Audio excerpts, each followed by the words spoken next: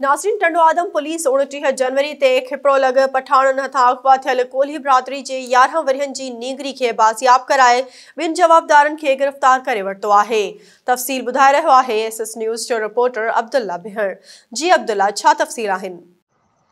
जी तव्हांखे ॿुधाइण थो त टंडो आदम सिटी पुलिस जे SHO टुफेल भुट्टो जी अॻुवाणी में सिटी पुलिस ऐं खिपरो पुलिस गॾियल तौर कार्रवाई कंदे टंडो आदम स्टेशन रोड ते वाक़िए सरहदी मुसाफ़िरखाने ते छापो हणी अॻुवा ॼाण निगरी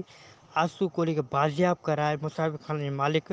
सादिक मुशवानी पठाण जे पुटनि ताहिर मुशवानी पठाण ऐं रेबर मुशवानी पठाण खे गिरफ़्तार करे खिपरो खणी वई आहे। वाज़ रहे त 29 जनवरी ते खिपरो लॻ पठाण था अॻुवा थियल कोली बिरादरी जे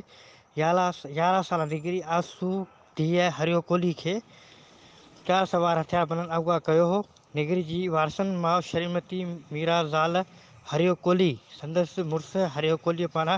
एहतिजाज खां सवाइ SSP सांगड़ DSP ऐं SHO खिपरो खे न्याणी जी अगवा ख़िलाफ़ दरख़्वास्त ॾिनी हुई, जंहिंखां पोइ कार्रवाई अमल में आंदी वई आहे। कोली बिरादरी जो मुतासिर ख़ानदान छोड़ लॻ ॻोठ ख़ैर मोहम्मद मंगरू जो रहंदड़ आहे ऐं हू खिपरो लॻ मिटनि माइटनि खां मिलण खां पोइ वापसि छोड़ वञी रहिया हुआ त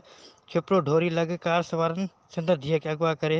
फ़रार थी विया हुआ, जंहिंखां पोइ सिटी पुलिस ऐं खिपरो पुलिस गॾे थो कार्रवाई करे निगरी खे बाज़ियाब कराए वरितो आहे। जी